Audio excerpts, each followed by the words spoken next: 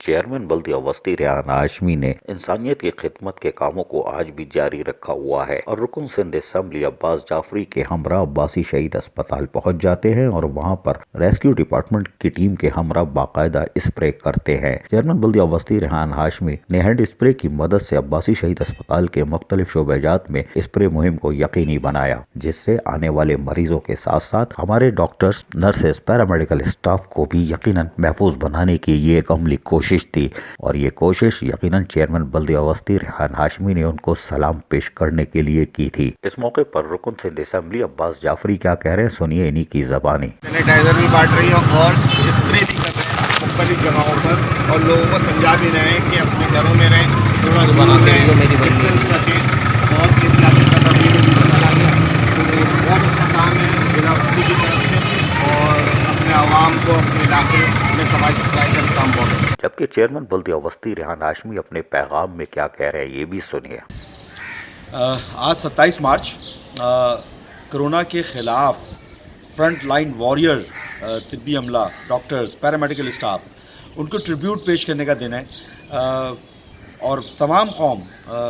ایسے حالات میں اس وبائی مرض کے خلاف جس طرح لڑ رہے ہیں، نبرد آزما ہو رہے ہیں، ہم ٹریبیوٹ پیش کرتے ہیں اپنے تمام پاکستانی طبی عملے کو۔